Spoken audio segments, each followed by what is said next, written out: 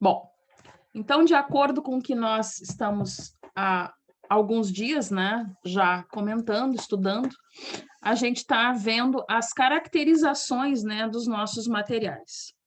Agora, de uma maneira um tanto mais abrangente, né, quanto vocês estavam vendo nas disciplinas anteriores.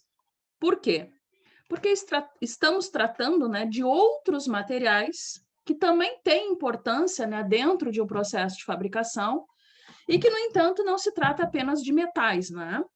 Porque às vezes pode nos remeter a algo que nós precisamos estar focados simplesmente num único quesito, né, dos materiais, quando na verdade nós temos aí uma gama deles, né, inclusive nos mostrando, né, que são aí úteis dentro de uma cadeia produtiva e que nós precisamos conhecê-los. Bom, o que nós vínhamos comentando? Nós vínhamos fazendo uma classificação geral, vínhamos catalogando, né, tais materiais, dentre os metais, o que seriam aqueles, né, ferrosos e não ferrosos, ou seja, aqueles, né, que tinham aí parcelas significativas ou não tão significativas, né, com esse elemento encontrado na natureza. Classificamos também os polímeros, né, verificamos que nós temos aí também dentro da classe desses polímeros, né, subclassificações que nos remetem a materiais aí de origem, né, polimérica ou plástica, né, líquidos, sólidos, né, e elásticos. Então, mostrando também que tudo isso, né, vem no final da história a ter características todas muito peculiares, que são características aí físicas, né, que nos mostram como se comportam os materiais dentro das suas condições aí mecânicas. Bom, dentro desse catálogo geral, nos falta falar de dois, né, dentro dessa subdivisão, que seriam os híbridos e os materiais compósitos. Híbridos e compósitos, desculpem, os materiais elétricos.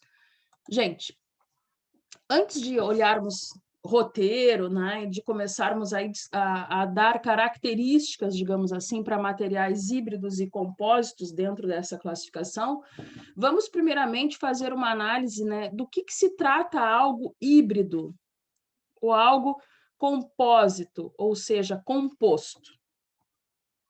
O que significa isso dentro da concepção aí de vocês?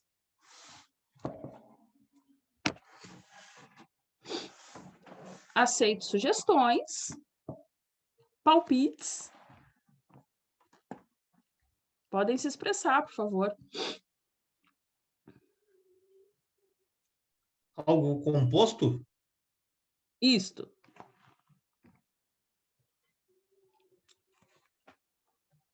Acho que foi o Elcio que falou, fechou a câmera, abriu agora. E o som também fechou.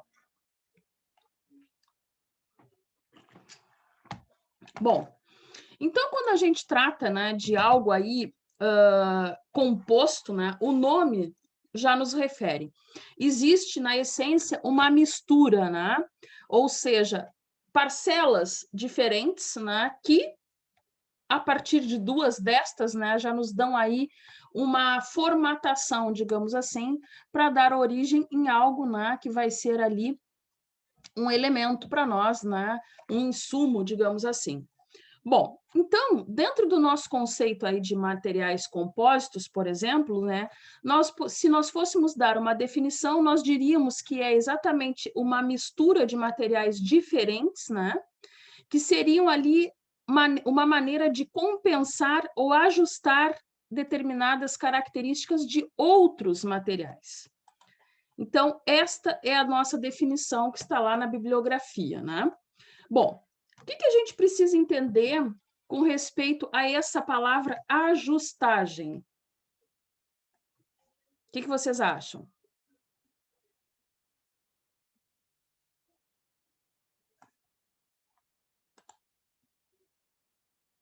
Bom, eu diria novamente que a própria palavra, né, o próprio termo já nos remete aí o que a gente requer de fato. Quando falamos em ajustagem, significa que este material ele vai entrar em uma matriz. Ou seja, dentro do nosso conceito aqui, né, ele vai ser distribuído de maneira uniforme, né? Ele vai ser aí uma característica simplesmente de reforço, né? Ou de armação aí dessa matriz que de maneira uniforme distribuída. Eles não devem ser algo que se concentrem entre si. Por que isso, gente?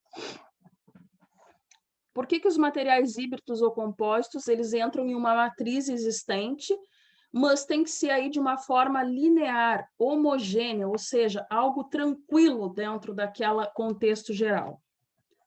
Por quê?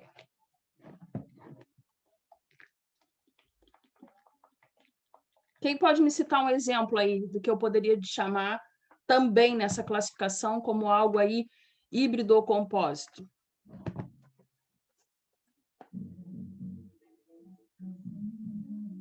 Ninguém lembra agora? O Elson pensa, o Clay pensa, o José, o Cristiano, o Gabriel. Gente, bom, nós vimos que dentro da classificação geral, nós temos, por exemplo, as cerâmicas. Vimos que os tipos de cimentos diversos, né, que a gente encontra aí no mercado, eles são catalogados lá de cunho, né, originários lá das cerâmicas. Mas a estrutura de concreto armado, eu posso dizer que a inserção do material classificado, né, como cimento, né, uma origem lá cerâmica, ele é um compósito na estrutura concreto armado? Sim ou não?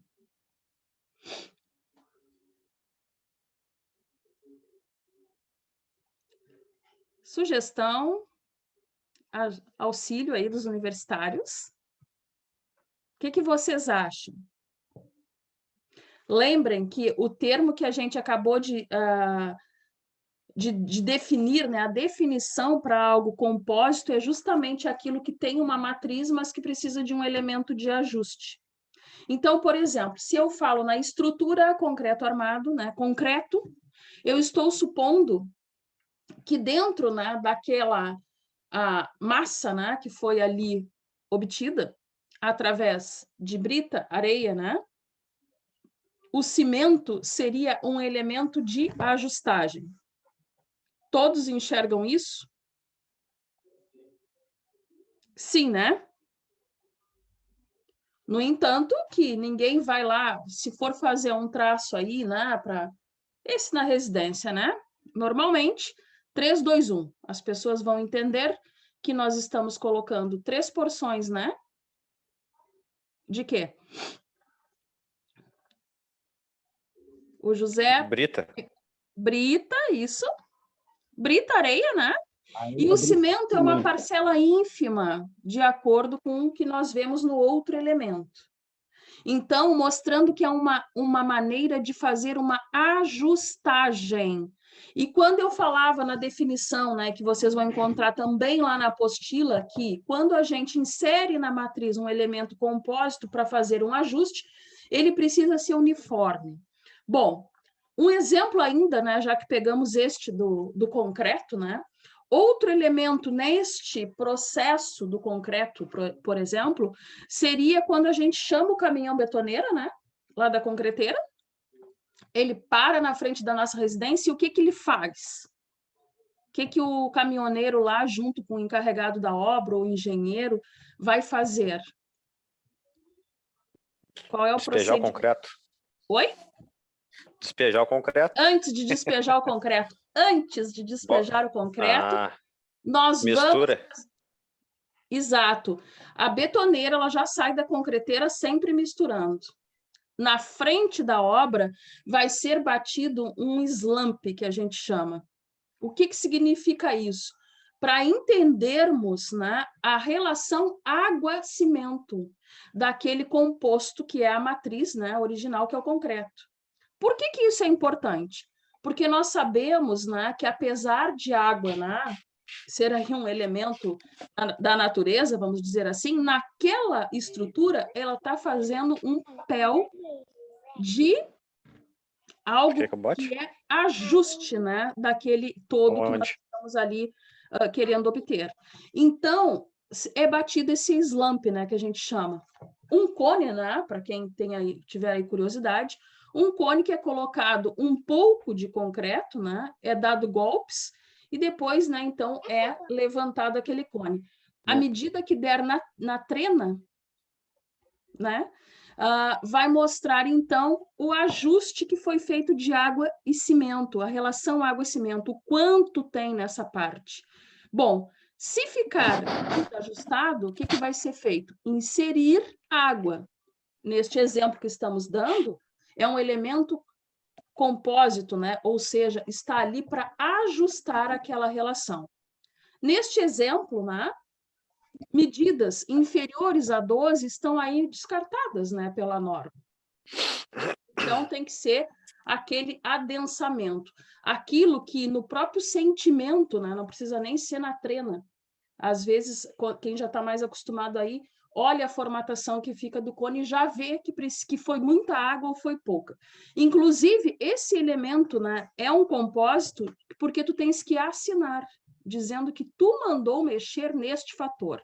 Então, notem a importância, dentro aí da classificação dos nossos materiais, esses materiais híbridos, né, e compósitos que a gente chama, como que eles são importantes dentro das nossas matrizes. Por quê? Porque o nome deles vão estar sempre ligado à ajustagem, e ajustagem uniforme, ou seja, aquela que não causa dano aí à matriz original. Outra coisa que a gente tem que cabe, né, salientar com respeito a esses materiais, a esses elementos, né, que são de ajustagem, eles jamais vão poder dar reações entre si. O que eu quero dizer com isso? Eu posso, no exemplo citado, né, do fator água-cimento, a reação, né, que vai dar vai ser o desperdício, né? Porque, por exemplo, muita água inserida para ajustagem, lava-se o concreto. Precisa fazer uma nova agregação de quem? Do cimento. Porque perde-se a goma, né? A gente verifica isso aí. Então, erra-se nesse caso no elemento de ajustagem. Mas em outros elementos, como a cal virgem, né, que a gente já comentou nas nossas aulas aqui. Se nós fizermos ela sem a queima, no processo de argamassamento, né, naquela mistura para obter argamassamento, para fazer lá o emboço, por exemplo, de uma parede, o que nós vamos estar fazendo naquele instante antes da queima? Se misturarmos tudo de uma só vez.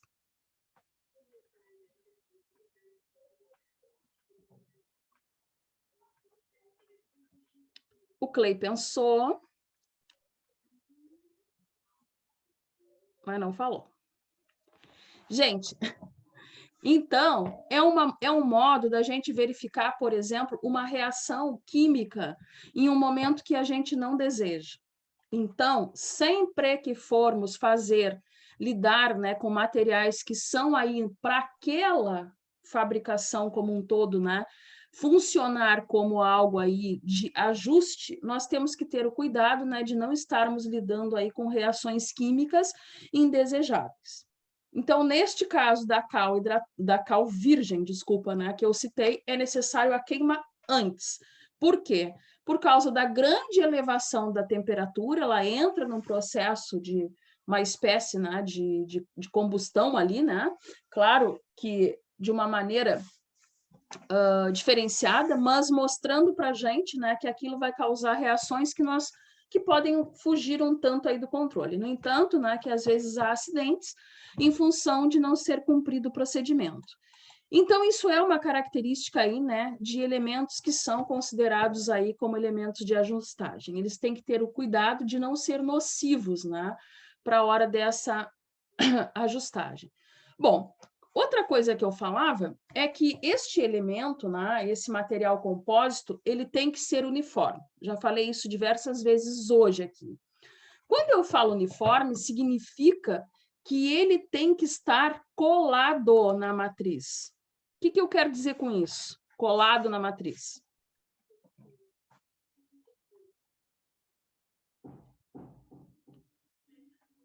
O que significa isso?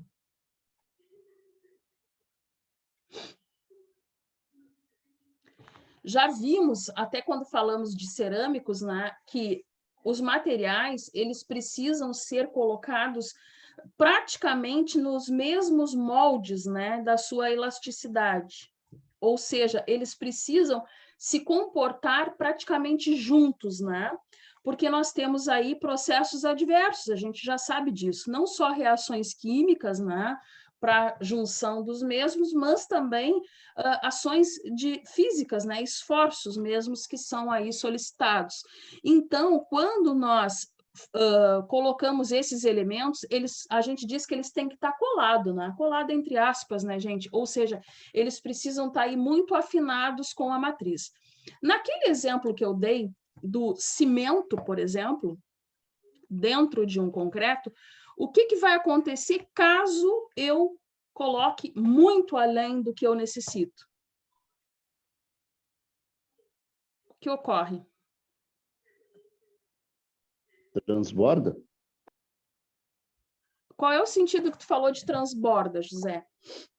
Vamos ver se é o mesmo que eu estou pensando.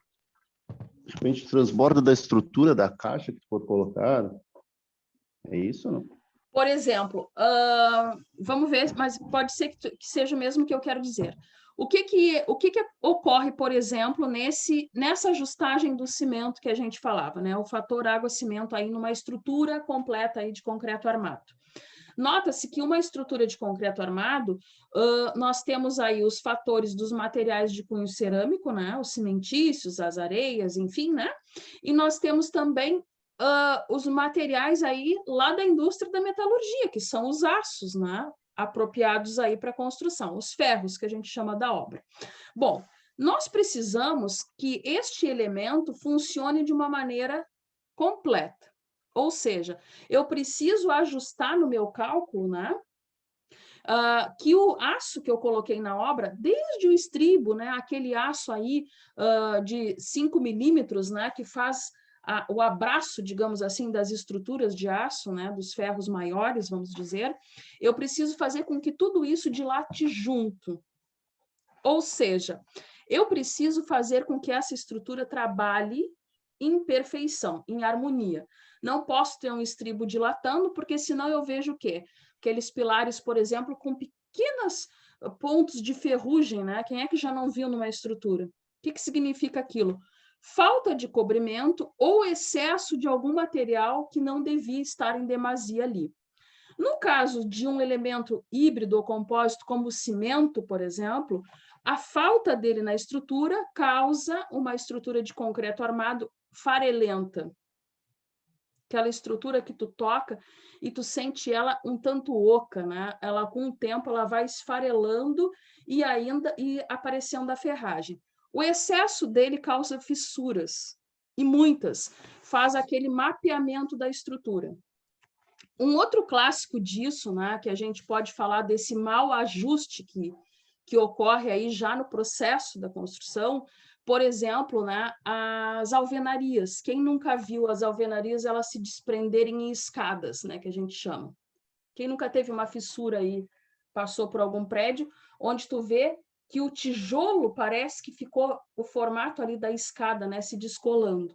Ou seja, excesso de cimento na estrutura, fazendo com que a estrutura se desprendesse.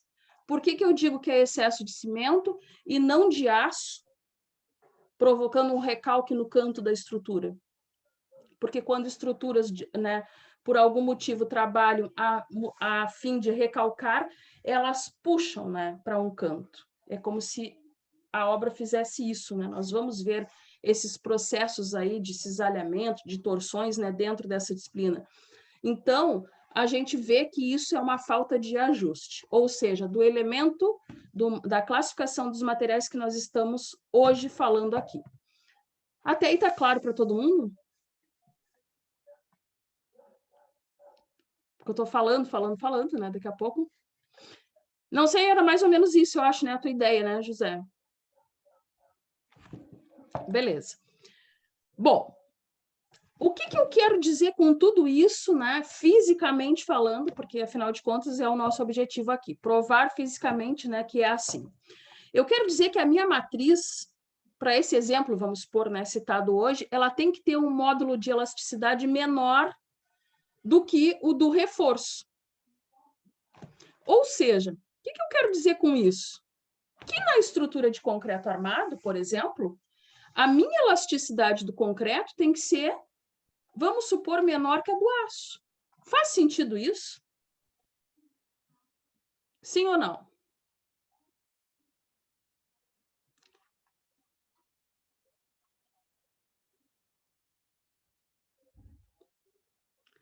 Acabamos de ver, né, que nós temos que ter... Quem é que garante a minha estrutura? Quem é que garante a elasticidade da minha estrutura? É um compósito, que neste caso eu estou dizendo que é o meu cimento, para esse exemplo citado. Então, mostrando que dentro de um complexo, de uma estrutura, aquele material que tu está usando ali para ajustagem, né, ele vai ter uma capacidade, né, de se moldar muito melhor do que o meu todo. Justamente porque ele é aquele elemento, né, que faz a liga, né, que é como se estivesse ali no meio, dando o suporte, né, porque nós vimos que tudo isso lá no fundo é química. Nós falamos, né, na primeira aula. É uma estrutura, né, de abraço, né, das moléculas aí que vão nos permitir que a gente tenha aí situações adversas. Bom, outra coisa que cabe a gente salientar é com respeito aí o coeficiente de dilatação, tá? Linear, ele tem que ser entre a matriz e a da armadura, deve ter a mesma ordem de grandeza. Por que tem que ser isso? O mesmo exemplo que eu acho que eu já citei aqui para vocês, por exemplo, dos trilhos lá do trem. Eu tenho lá o aço, né, o ferro colocado lá, em cima de dormentes, normalmente de madeiras, e em alguns pontos tem estruturas aí de concreto. É necessário que tudo aquilo dilate na mesma proporção e tenha uma capacidade, né, de uniformizar o esforço. Qual o esforço? Aquele da passagem do vagão, com o peso próprio do vagão, mais aqueles materiais aí que possível eles vão estar aí carregando, mais a sobrecarga. Então, aquela estrutura toda, né, desse exemplo, né, ela necessita ter a sua dilatação coerente. Eu posso ter, por exemplo, uma má projeção daquilo, onde o ferro vai dilatar muito mais do que aquilo que estão ali agarrando ele?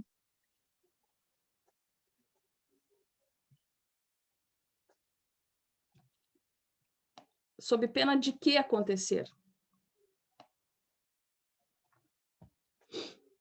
Podem falar. Quebrar a estrutura, professora? Sim, de desencaixe, né, da estrutura. Por exemplo, lá, né, não sei se vocês estão lembrados lá da escola, quando estudava-se dilatação, a gente via, né, que os materiais eles se comportam de diversas formas. Por exemplo, isso está intimamente relacionado a aspectos físicos, que nós vamos começar a tratar ainda nessa aula, talvez, né?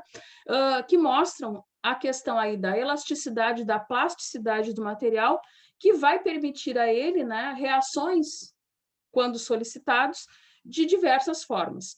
Então, neste exemplo citado aí, por exemplo, de um trilho, nós temos as juntas de dilatação, correto?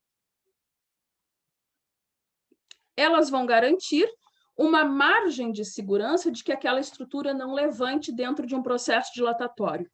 Processo este que pode ser natural, pelo próprio clima, né? Ou da passagem ali, daquele tráfego ali em cima. Então, mostrando, né, que os materiais eles precisam estar muito bem combinados.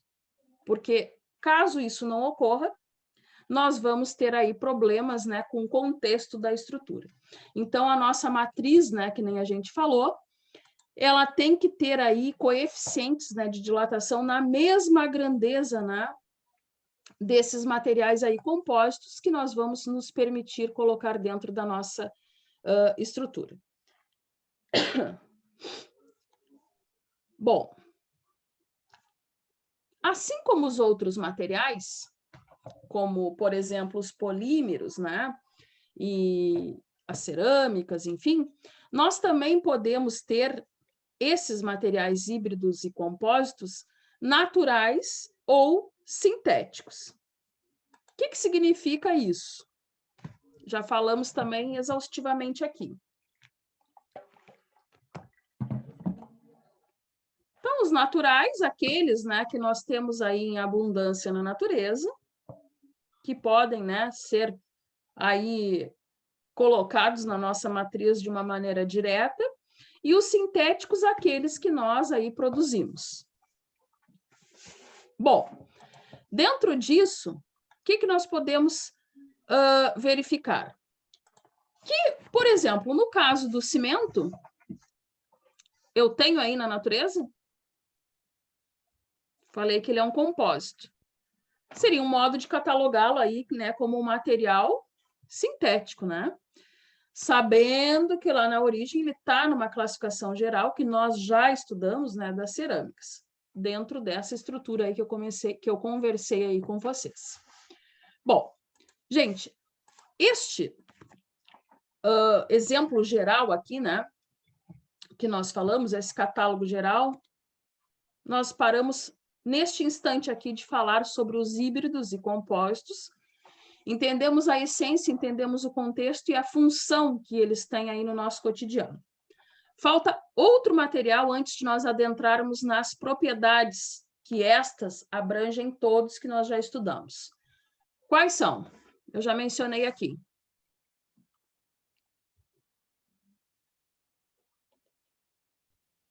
Elétricos e magnéticos? Perfeito. Os elétricos e os magnéticos. Quem são estes?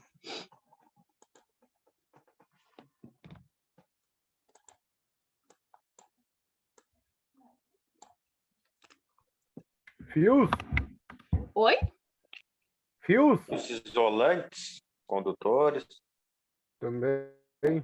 Perfeito. Quem teve curiosidade lá de olhar na apostila, existe até quase que eu falei um cronograma, não, um gráfico, né?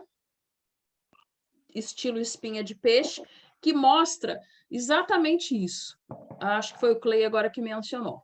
Então, os materiais elétricos, eles estão classificados, né? Dentro da classificação geral, como elétricos e magnéticos. Na subclassificação, eles estão divididos, os elétricos entre aqueles materiais que são condutores, os que são isolantes e os que são semicondutores. Bom, o que isso significa na prática?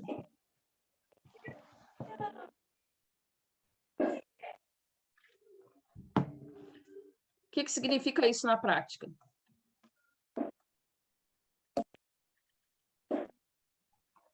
Um material ser condutor. O que significa o material ser condutor? Ele transmite Conduz eletricidade, energia. calor. Exato. Tudo que for condutor, já conversamos, já é um combinado nosso, vai nos remeter a algo que possa conduzir energia elétrica, né? E também aí a questão da temperatura. Bom, mas a gente sempre fala daquele aspecto físico, né? Mas a gente tem que entender isso quimicamente falando. Quimicamente falando, os materiais condutores são aqueles que têm capacidade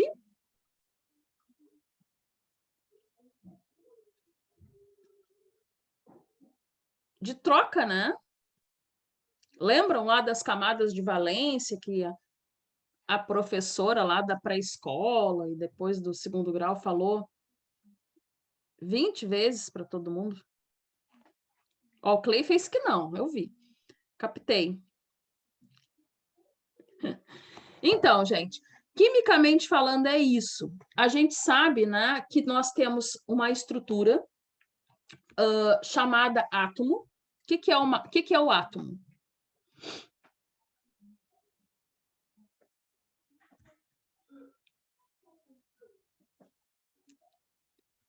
O que é? É aquela A menor partícula, professora? Perfeito. A menor partícula, né? Indivisível, que a gente chama. Ou seja, este átomo é ínfimo, né? Ele é muito pequeno, se nós formos analisar. Ele é indivisível, ou seja, é aquilo que a gente consegue chegar de menos, de menor. Só que ao redor desse átomo a gente sabe que existe o quê?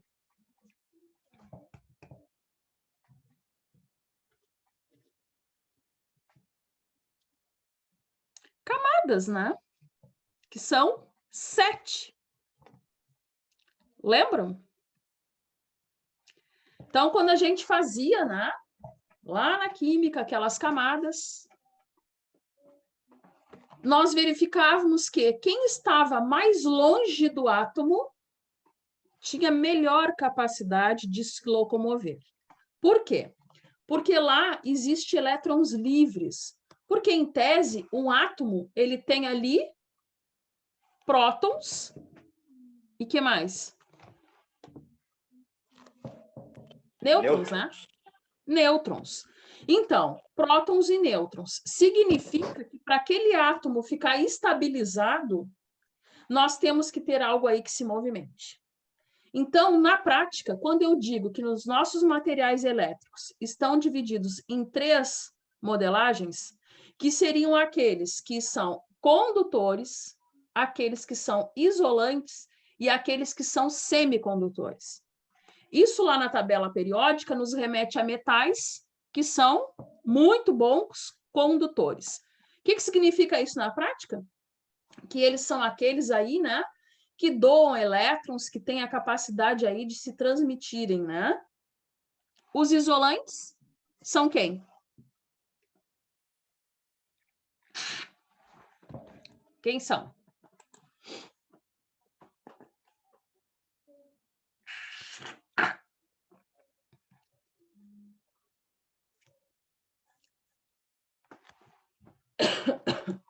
Então, são aqueles que estão ali praticamente nêutrons, né?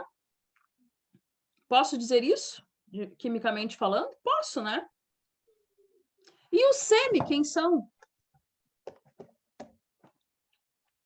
Eu diria que os semicondutores são aqueles da tabela periódica que são flex. Para eles, tanto faz. Se eles vão doar... Em cima do muro. Em cima do muro. São todos os elementos lá da tabela periódica que estão literalmente em cima do muro. Se me convir, eu recebo elétrons, eu conduzo. Se não me convir, eu vou fazer a doação. Então, são aqueles aí que correm, né, dos dois lados. Então, são materiais aí com essas características, né? Um exemplo deles aí é o silício, né?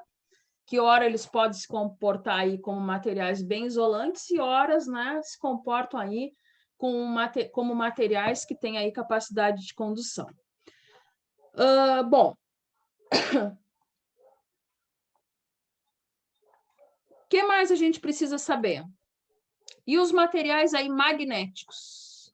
Vamos ver se eu acho aqui a tabela para mostrar para vocês. Deixa eu abrir aqui. Ninguém está com a apostila aí?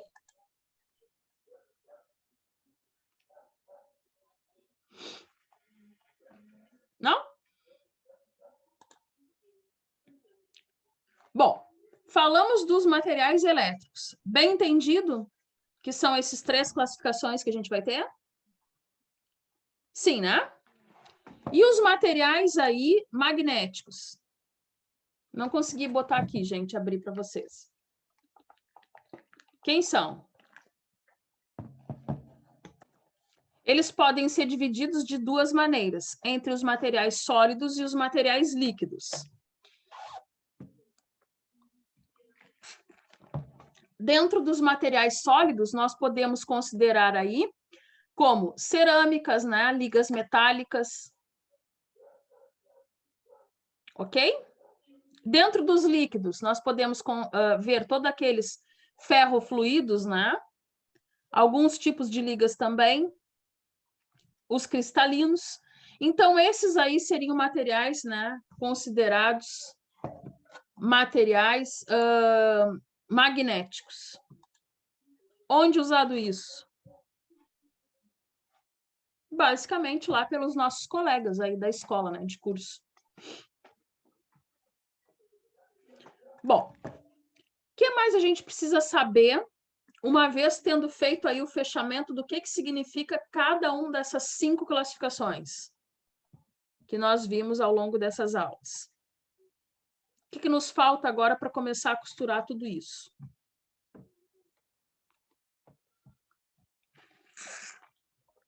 que acham?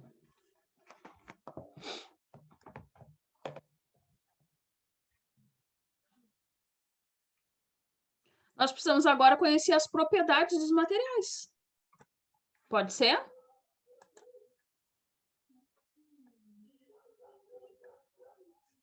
O que são as propriedades dos materiais?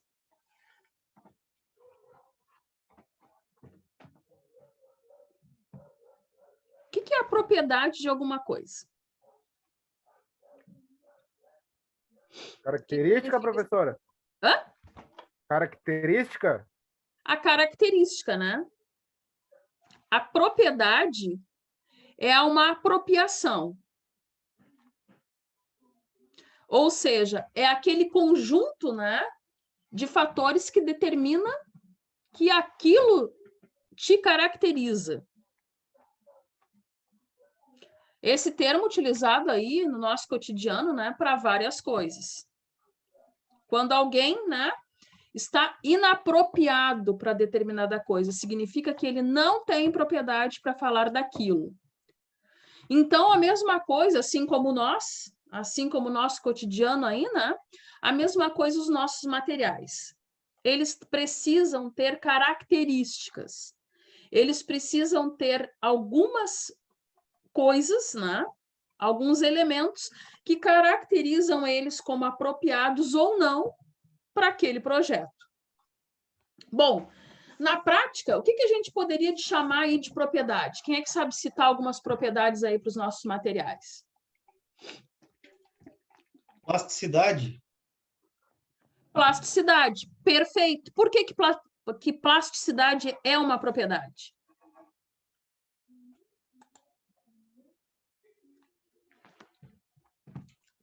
Porque é uma forma de que o material vai se comportar. Ele vai ter uma plasticidade no comportamento. Ok. O Elson já definiu para a gente uma característica que eu posso ter física aí de um material, que é a plasticidade.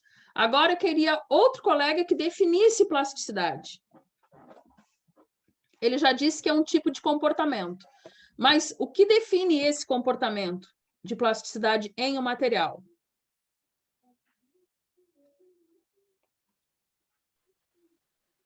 Macio, para fácil de moldar? Pode ser. O que mais?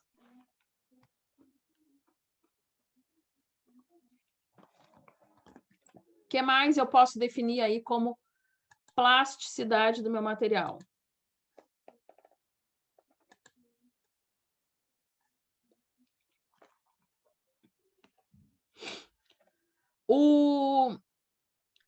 O Nicolas, né, falou a respeito da plasticidade como a característica, né, que ele ia ter aí para se moldar, como fácil de se moldar. Eu posso dizer também que a plasticidade é o efeito que o material adquire quando recebe um esforço e que ele volte a seu estado de origem quando o esforço desaparece? Sim. Sim. Então, a plasticidade, né, é aquela capacidade que o material vai ter de possuir uma deformação. Quando eu falo de deformação, gente, é aquela que não agride aquela curva que vocês aprenderam lá, acho que com o professor Alex. Lembra que nós já comentamos? A tendência é que o nosso material saia da origem, né? Ali do nosso eixo cartesiano, e ele vá a um ápice. E naquele ápice, se agredido, né? Aquele DNA do material, ele então deforma. Ou seja, ele perde a sua plasticidade. Então, a plasticidade do material é exatamente isso. Então, eu diria para vocês que a definição seria a capacidade, né, que o material vai ter de se deformar quando submetido a um esforço. Quando eu falo em esforço, eu estou citando, eu preciso saber que tipo de esforço é. Pode ser qualquer esforço? Não, físico. Um esforço. Ok, De tração, no mas caso, seria.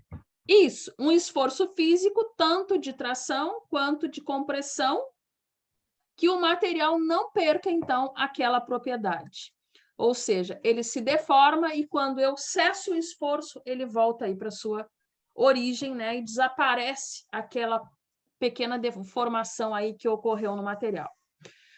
Tá. Qual outra propriedade que eu posso ter aí no meu material, nos meus materiais? Mas, hein, ô, Viviane, Oi? isso que tu está falando seria elasticidade? Não, o estado plástico do material. Lembra lá da curva? Tá, sim, mas o material sofreu aquilo lá, aí ele vai voltar para o estado de origem. Ele é um material elástico, não é isso? Volta para o estado de origem. Mas eu diria que a tua plasticidade ela tem etapas.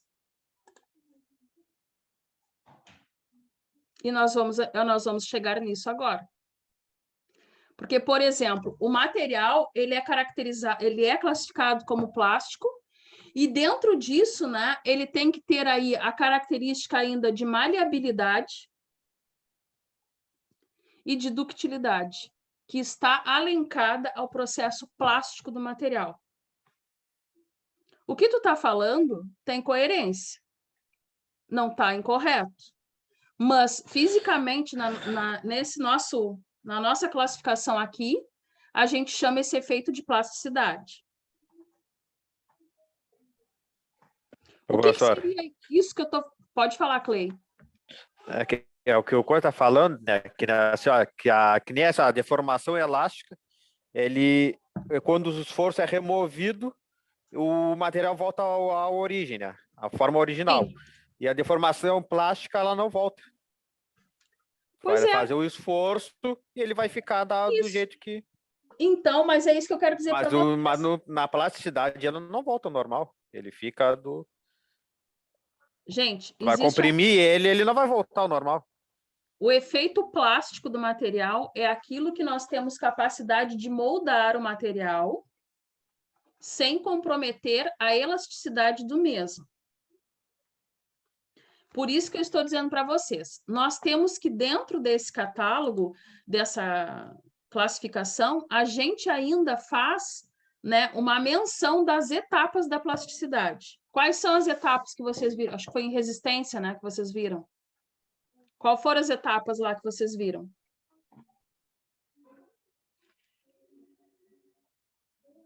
Lembram? Agora eu não lembro. Bom, eu diria que uma delas é a maleabilidade. O que significa ser maleável? Fácil de moldar. Fácil de moldar, né? Ele tem aí uma maior dificuldade ou uma menor, vai depender do quê? Do tipo de material que eu vou estar trabalhando. Por isso que eu falava para vocês, lá na classificação dos outros materiais, né, quando nós estávamos ali naquela classificação geral, todos eles vão apresentar características físicas semelhantes, né? Eles vão ser catalogados dentro dos mesmos aspectos físicos, mas alguns vão apresentar mais dificuldades para determinado fim, outros não. Então, esses materiais, né, quando são classificados a plasticidade com respeito à maleabilidade dele, significa que nós vamos ter ali alguma dificuldade ou facilidade, conforme já comentamos agora e o Clay falou, né, de se deformar sobre a ação de uma pressão ou de um choque, por exemplo, né, que esteja dentro ou compatível ou não com a sua resistência mecânica. O que significa isso na prática? O que vocês acham?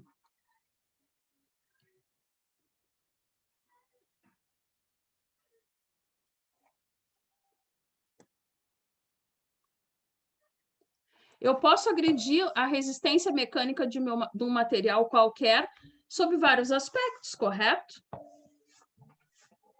Por exemplo, o copinho plástico, tá? Não vamos confundir plasticidade, que é o fenômeno físico, né, com o polímero plástico, aquele do cafezinho. Se eu amassar o copinho, o que acontece?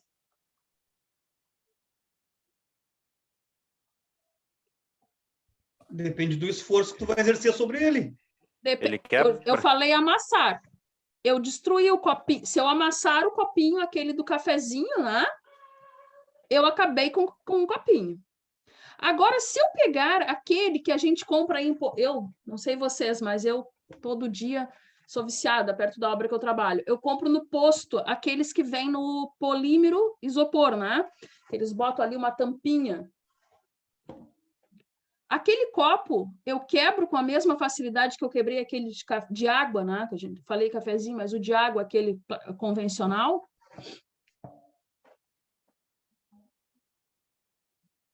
Não. Não.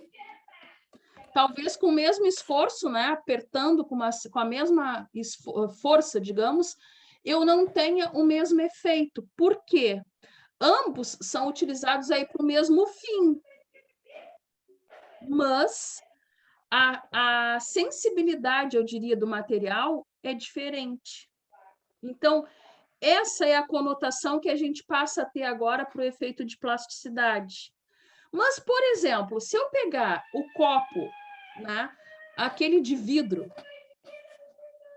da massa de tomate, vamos dizer assim, que a gente também usa muito aí em obra, né, a gente, do requeijão, né, que a gente lava lá e fica lá como sendo os copos da gente. Com a mesma força que eu empreguei, o Elson riu ali, né? Mas é isso aí que acontece no canteiro. A mesma força que eu empreguei para tentar amassar o copinho de água, eu consegui fazer ranhuras ali e não funcionar mais para tomar água nesse copinho. Ficou diferente no polímero, né? Aquele já isopor, né? Que a gente compra no posto, que fica diferente nesse copo de vidro. O copo de vidro, o efeito da plasticidade não está mais na maleabilidade dele ou naquilo como que eu posso deformá-lo, e sim de como que eu posso dar um choque. Porque o copo de vidro, talvez a minha força, né, de aplicar um pequeno esforço ali não quebre o copo. Mas se eu bater o copo numa quina, eu posso quebrar ele por choque, né? Se eu colocar o café muito quente em cima aí de um tampo, né, de uma pedra, de um granito, alguma coisa assim do gênero, eu também quebro o copo. Então, o nosso efeito de plasticidade, ou seja, aquele ápice, né, que a gente ali tinha, né, do material, ele se rompe de uma maneira diferenciada. Outro exemplo que tenho também, né, do comportamento dos materiais, vidros, né? Todos sabem aí que o vidro, normalmente, ele tem aí uma capacidade de condução boa, né? Um box de banheiro aí, né? Quem tem o vidro, ele é um vidro mais grossinho, né? Normalmente 8 milímetros. E ele funciona bem. Mas como é que aquele vidro pode quebrar? Ou por um choque, né, pontual, tu bater mesmo no vidro ali, né? Ou pelo próprio choque térmico, que é muito incomum, mas acontece. E dá um acidente bem feio. Então, mostrando, né, que são aí caracterizações que os materiais têm e o comportamento que eles vão ter alencados, né, nesses aspectos físicos que a gente começa a estudar agora, que são quem? São dois comportamentos que nós já falamos bastante também aqui nessas aulas. Efeitos de temperatura e pressão. Ok?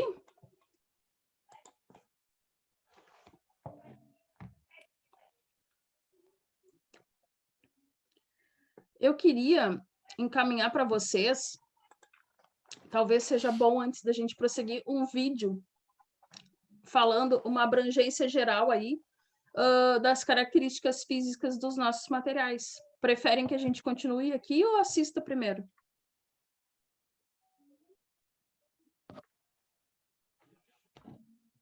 Tanto faz. Hã? Para mim, Alguém tanto falou? faz. Tanto faz? Bom, então vamos falando aqui, daqui a pouco eu encaminho para vocês. Bom, aí que eu falava, né, com respeito a maleabilidade, né? E a ductilidade, que agora foi aí que eu dei o exemplo do vidro. A ductilidade, né? O que ela se diferencia? Ela tem também a capacidade, né? Quando o material leva o choque, só que esse é por uma extensão diferente, né? De deformação. Por quê? Porque ocorre aí uma fratura. Ou seja, né? Aquilo rompe de modo diferente, né? Dos outros processos aí através de um esforço, por exemplo. O que mais nós podemos citar aí como propriedades dos nossos materiais? Eu posso dizer que os nossos materiais eles têm propriedades físicas e propriedades químicas? Não só posso, como eu já disse isso para vocês, né? Desde o primeiro dia. O que a gente poderia chamar aí como uma propriedade física e como uma propriedade química, a fim da gente dividir essas coisas?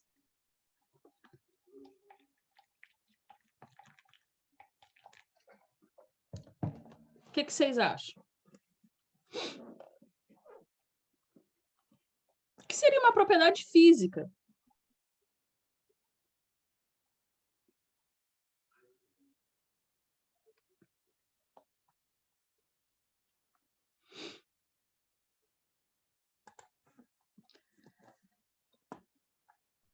A dilatação do material? Pode ser. Por que tu diz que a dilatação é uma propriedade física e não uma propriedade química? Porque ela espicha e comprime. Espicha e comprime. Que nem uma mola. A mola estica e volta ao normal. Efeito elástico. Tá. Elasticidade. Beleza. Não é efeito físico? Na verdade, eu gostaria que ele tivesse dito a mesma coisa de uma maneira um tantinho diferente. Mais ou menos, né, Clay? Mas é isso. A gente entendeu a gente entendeu o contexto que ele quis passar. Tudo que está relacionado a um aspecto físico é aquilo que diz respeito ao externo. Sempre ao externo do material. Isto é físico. O aspecto químico, eu já comentei com vocês, é aquilo que a gente tem no DNA do material. Então, tudo que for característica externa desse material, né, com respeito à forma que esse material adquire, né, ele vai ser um eixo, ele vai ser uma peça com chanfro, ele vai ser um cilindro, vai ser um cone, enfim, não importa, isso é uma característica, né, tudo aquilo que a gente dá forma, e a forma como que esta reage, né, àqueles esforços externos do material, a gente está aí falando de aspectos físicos, né?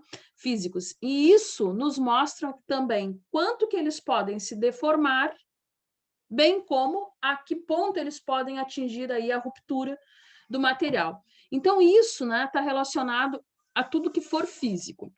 Bom, dentro desses aspectos aí, físicos, o que a gente precisa entender das propriedades físicas, então, do nosso material?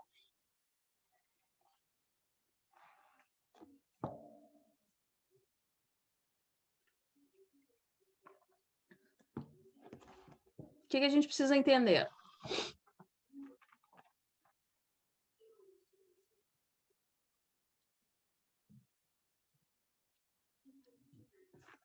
Nada?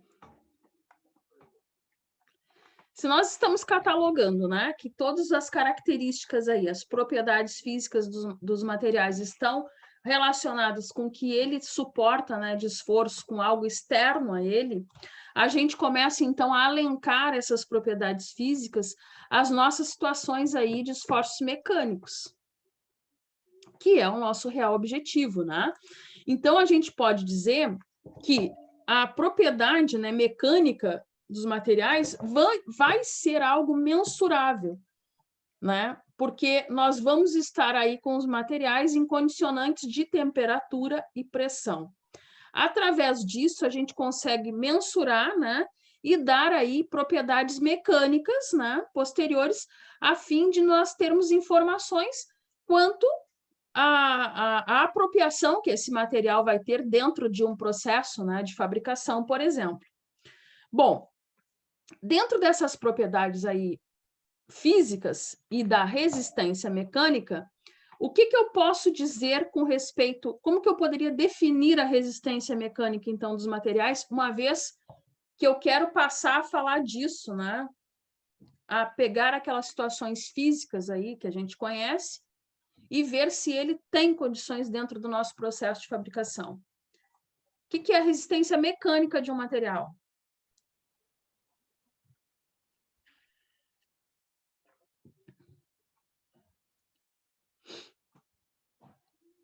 O que seria?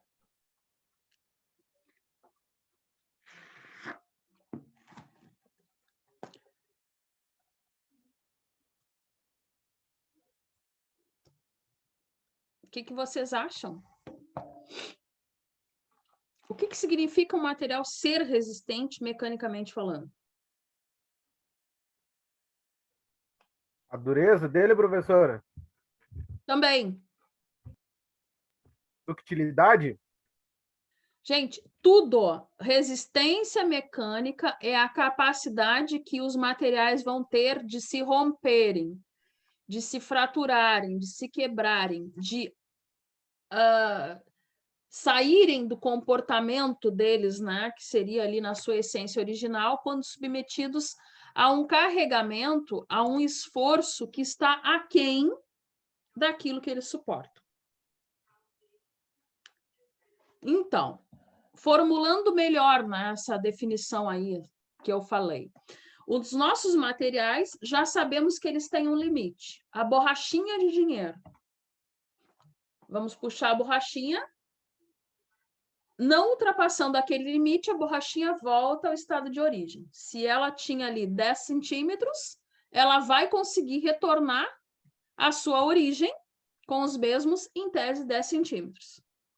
Se eu romper aquilo, lembram lá de física que nós tínhamos o comprimento inicial, mas a diferença, né, do final tinha que dar o deslocamento do material?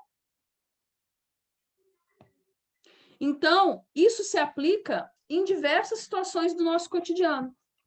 Na linha férrea, por exemplo, que a gente falou há pouco. Por que temos lá o espaço da dilatação? Porque o material vai crescer, né? Ele vai sair do seu comprimento inicial, vai atingir um comprimento final, e essa diferença entre o comprimento inicial e o final necessita ser bem calculado. Ou seja, porque se ultrapassar, eu comprometo o projeto. Onde mais eu posso verificar isso, desse processo, por exemplo, de dilatação? De esticar o material e ele atingir um outro comprimento e depois voltar à sua origem. Em edifícios eu tenho isso? Sim. Sim ou não? Sim. Sim. Só que em edifícios eu considero, né, dentro daquele contexto todo, eu considero não só a dilatação, mas também a capacidade de inclinação do edifício. Não sei se alguém aí mora em edifício, né, em apartamentos, que já verificou edifícios que estão pegados um ao outro, o que tem entre os dois, normalmente? Uma borracha? Tacos de borracha? Que nem pontes? Eles têm uma junta de dilatação. Normalmente, isopor mesmo. Sabe as chapas de isopor?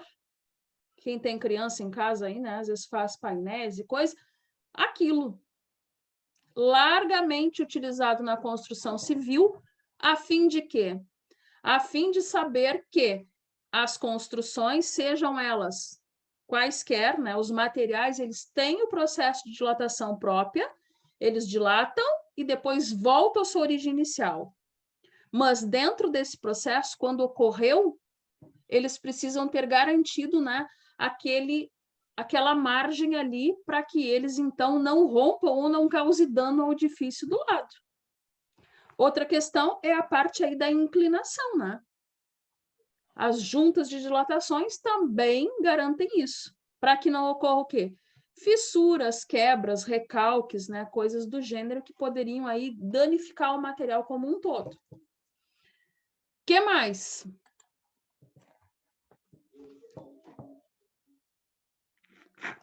Agora, se eu romper, né, se esse esforço for maior do que o desejado, vai ter resistência mecânica? Não. Cito outro exemplo de outros materiais, aí lá da classificação de cerâmicas, dos vítreos, né, que a gente falou. Há pouco eu mencionei para vocês a respeito dos vidros. Normalmente, nós precisamos aí para situações que requerem, né, um esforço maior, vidros mais espessos, mais grossos. Edifícios também. São colocados aí janelas, né, com essas vidraças, de espessuras significativas, 8, 10 milímetros. Mas esses vidros vão permanecer no seu estado natural, eles vão ter resistência mecânica sob que aspectos físicos? Que nós já falamos bastante. São 2.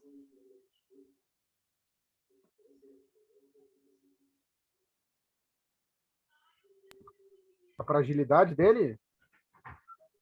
Tá, fragilidade está relacionado aí com a resistência do material. Eu acho que o José ia falar alguma coisa, não era, José? Quer falar o calor. Calor é o Temperatura? quê, gente? Temperatura, pressão. Por que que edifícios, né? Por exemplo, não sei se vocês conhecem aí, tem edifícios que são completamente envidraçados. Somente vidro, em alturas muito elevadas. Por que que não quebra? Que nós vamos Porque ele tem uma entender isso lá em junta comandos de hidráulicos dilatação. muito melhor. Hã? Porque ele tem uma junta de dilatação. Eles cumprem, né, os aspectos. Primeira coisa, o projetista entende a origem daquele material, a classificação dele. Compreende que ele tem que ter tais dimensões, né? Voltando então às características que a gente falou, que dão aí a formatação, né, do nosso material, entendem como funciona e depois fazem o equilíbrio das pressões. Quais pressões? As pressões externas com as pressões internas. Toda pressão interna e externa tem que ser igual. Elas têm que se equivaler. Se não se equivaler, significa que teremos problemas. A mesma coisa lá com respeito à vidraça do sanitário, né? do box do banheiro. Por que que às vezes a gente pensa que é impossível, né, aquilo quebrar? E quebra. Porque existe choque. Então, jamais devemos nos esquecer que todos esses aspectos físicos os quais estamos estudando, a temperatura e a pressão, são sempre aí o carro-chefe, né? O que auxilia o conjunto aí se comportar da maneira que a gente deseja. Bom, o que mais podemos falar com respeito aos aspectos aí físicos? O que significa, fisicamente falando, essa área que a gente está considerando aí de um material qualquer? A gente tem que saber como que funciona a tensão, né? Ou seja, a força sobre a área. Porque eu acabei de falar para vocês que eu tenho que ter uma forma, essa forma tem que comportar quem? O tamanho original, o tamanho que vai ficar depois do processo de dilatação, e isso tudo tem que dar aí uma conta, que eu gostaria muito de apresentá-la a vocês. Posso? Acharam? Estão vendo aí? Sim ou não? Não, né?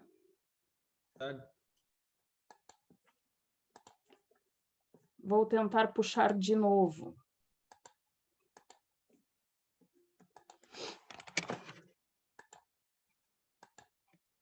Estão vendo aí, gente? A imagem? Tá, agora eu vi aceno de alguns. O que eu tenho aqui? Aqui está mostrando, né? Até fez uma menção ali a explicação da figura, que é uma barra descarregada, né? E a outra carregada. O que significa? Uma barra descarregada e a outra carregada. Uma sem tração e outra com tração. Isso. A barra da esquerda ali, sem carregamento, sem esforço. Me interessa o tipo de esforço, se é tração ou compressão, para esse caso? Não. Não me interessa. Por quê? Porque o material, dependendo se o esforço for de compressão ou tração, a única coisa que vai acontecer é ele romper de forma diferente. Só. Então, é o sentido do corte que nós vamos, que depois, né, a gente sabendo o que significa os esforços, a gente olha o rompimento de uma peça qualquer e a gente consegue entender se ele sofreu aí tração, compressão, cisalhamento, né, esses tipos de situações aí físicas. Bom, me descrevam aí, quem está enxergando bem a figura, o que representa essa peça? Dentro do que a gente conversou. O corpo de prova? Pode ser um corpo de prova, o que tu quiseres. Pode ser um eixo, pode ser uma peça qualquer. O que me interessa aqui é o aspecto físico da peça. Ou seja, na situação A, eu tenho uma peça que tem um comprimento inicial L0. Todos concordam? Está aqui.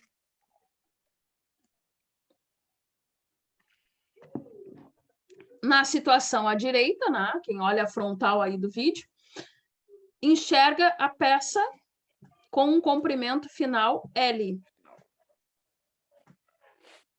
O que significa isso fisicamente falando, na prática?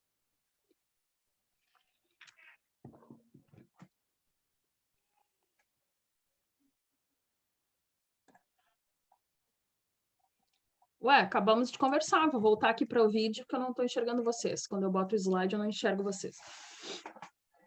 Gente, aquilo que acabamos de conversar há minutos. Nós temos aqui a caneta. Comprimento inicial L0.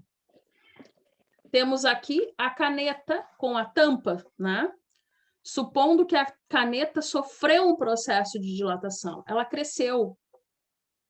Tem um comprimento LF, um comprimento final. Ou seja, a caneta, sei lá, que tinha aí 10 centímetros, passou a ter mais 5. Esta diferença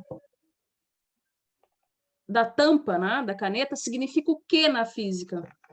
Fisicamente falando.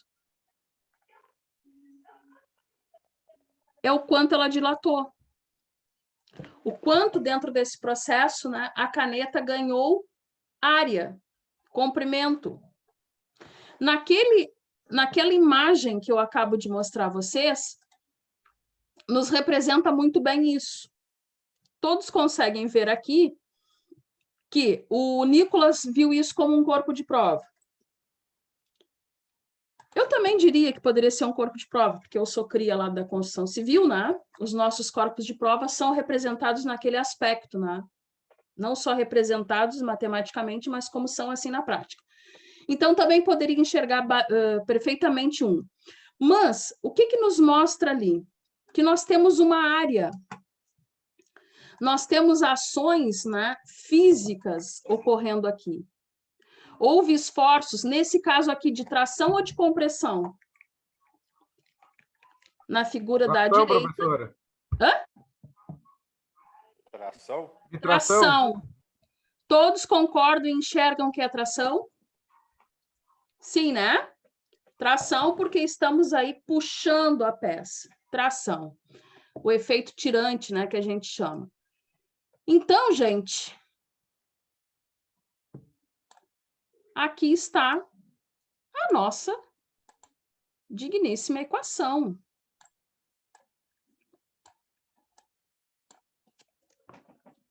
O que é isso?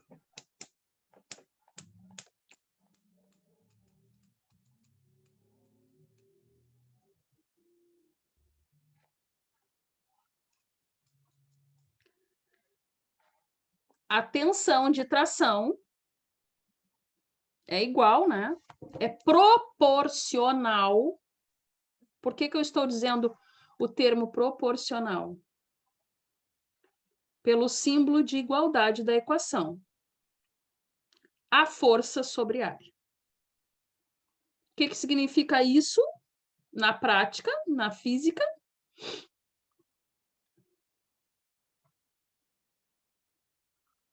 Por que a tensão de tração é proporcional? É igual à força, ou seja, aquela que vocês me disseram que era uma tração, sobre a área.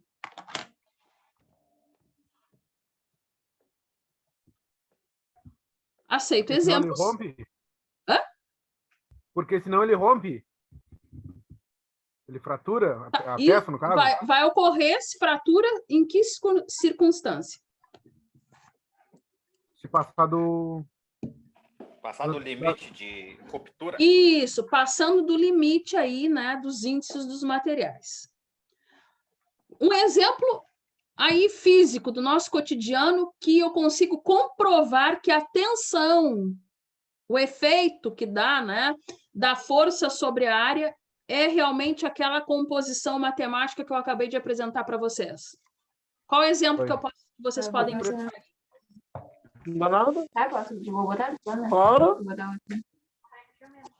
Menos. Oi? Qual é o exemplo?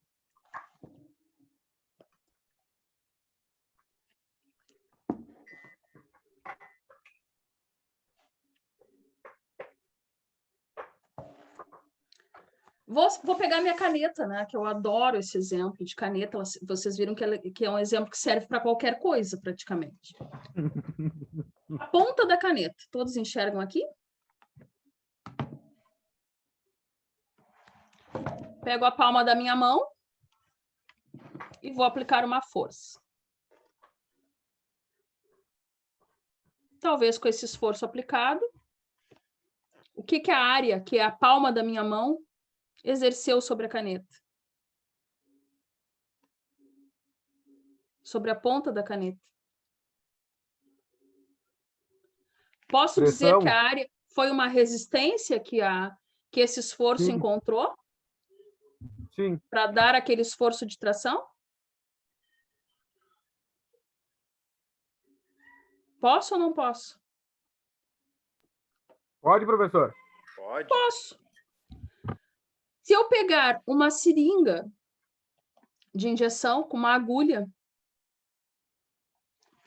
provável, né? Eu não tenho como comprovar isso porque estamos distantes.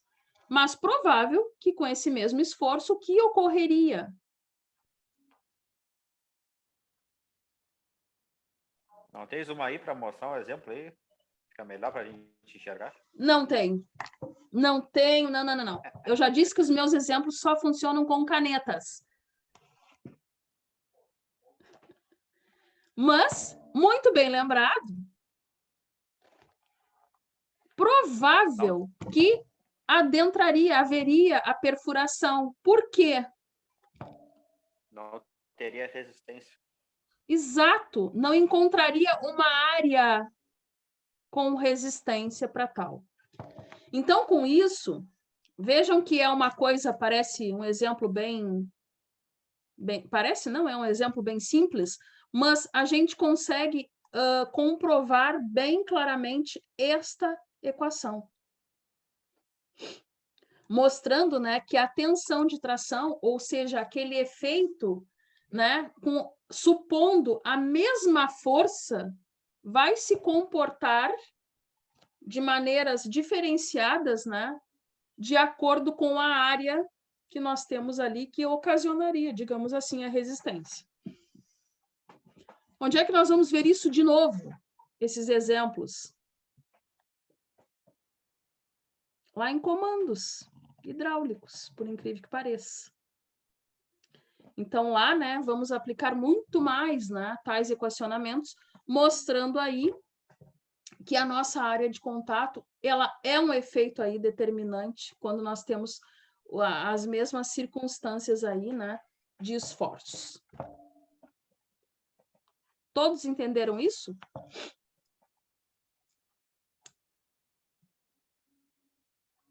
Parece que sim, né? Bem simples, né? Eu pergunto porque eu não sei vocês, mas enquanto estudante, às vezes as coisas eram tão simples que pareciam até que não podiam ser verdade. Mas são. Então, tá aí. Outra característica aí física que eu posso apontar. Já falamos, né? Eu poderia dizer agora, para determinar aí, para dar um conceito de dureza, por exemplo, o que vocês me diriam? Como conceitos, como definições para tal característica física dos materiais.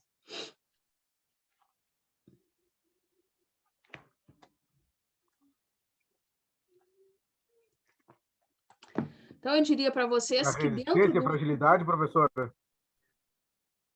Ai, Nicolas, eu tô com uma dificuldade de escutar. A resistência, a fragilidade, a tenacidade do material. Sim, tudo isso são aspectos físicos, vamos chegar em todos eles. Com respeito à dureza, o que a gente entende, né, é que ela é amplamente aí utilizada, principalmente na questão aí da área de vocês, né, no ramo da mecânica e da metalurgia, elas funcionam como efeitos, ela funciona, né, como um efeito aí comparativo, né, um modo de se fazer catálogo dos materiais. O que eu quero dizer com isso? Mostrar, né, que determinados materiais, através da sua resistência, do efeito de dureza, né, de resistência e a penetração, conforme nós vimos com respeito à área do material, mostrando a eficácia dele ou não, né, dentro de um determinado projeto. Então, isso aí seria um bom conceito, digamos, para a gente dar para o efeito dureza, né, de acordo aí com as propriedades físicas dos materiais.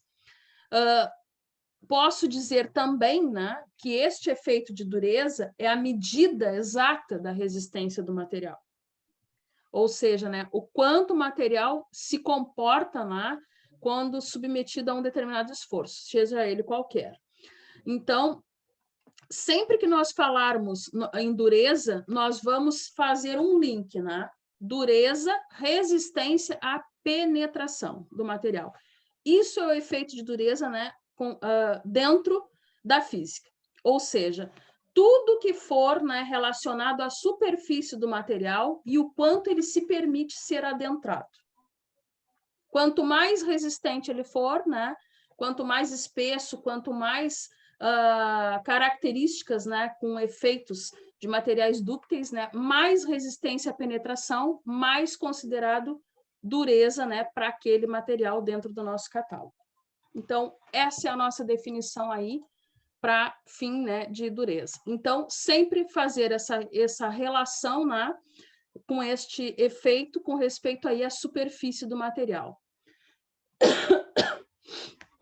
Então, ela também está relacionada, né, a uma característica plástica, né, da plasticidade, ou aquele efeito aí de maleabilidade, né, que a gente viu do material, e ao risco também que esse material tem.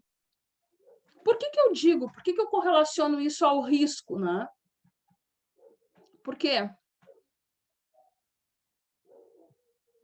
Por exemplo, no box do sanitário, que eu comentei com vocês, aqueles mais antigos, quais materiais que eles eram feitos? Plástico? Plástico? De alumínio? Alumínio e uma espécie de material polimérico, né? Isso. Aqueles bem antigos, né?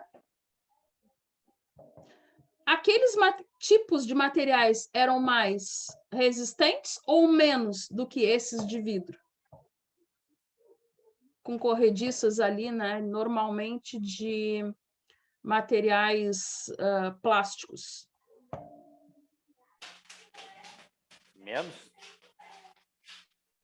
Por que tu diz menos se o vidro é mais dúctil? Na realidade, depende do esforço que ele for sofrer, né, professora? Depende do esforço que ele for sofrer. Hã? Dependendo do modo que se usa. Dependendo do modo que se usa. Gente, então, quando a gente relaciona a dureza do material àquela característica de superfície, de penetração do material, o Clay apontou como os antigos, né, sendo mais frágeis. Por quê? Porque, óbvio, que por uma questão de conceito, né, algo já meio intrínseco na gente, a gente imagina que o material antigo ele é mais maleável, ele é mais moldável. Porém, o risco de tu ter a perda daquele material era ínfimo. Tu não perdia todo o box se acontecia um acidente. O material de agora, por causa do efeito dúctil, se tu tiver ali um choque, seja porque tu bateu com alguma coisa, né, com o vidro do shampoo, sei lá. Ou se tu teve um choque térmico, o material se perde por completo. Por que isso? Porque rompeu a superfície do material. Então, quando a gente fala que o material é muito dúctil, né? Ele está tendo aí, nós estamos lidando também com uma margem maior de risco, por causa de tudo aquilo que a gente já conversou e já estudou. Quanto mais maleável ele for, mais capacidade de se deformar ele vai ter, mais jogo de cintura, digamos assim, né, para o material se manter estável, né, nas características físicas dele. Ok até aí? Então, eu vou terminar a aula aqui. Vou analisar como é que todo mundo está olhando, se vão gostar ou não. Tem que ficar com cara de triste. Brincadeira à parte, vou terminar a aula aqui. Por quê? Porque para a gente começar a falar de tenacidade e de outros aspectos físicos. Então, amanhã a gente retoma. Vou encaminhar para vocês amanhã os vídeos que eu comentei, que eu gostaria muito que vocês assistissem. São bem legais. Mostram aí, né, uma maneira mais completa e sucinta, digamos assim, né, do que a gente está falando. E aí a gente continua, então, a partir das outras características. Tá bom assim para vocês? Então tá. Obrigado.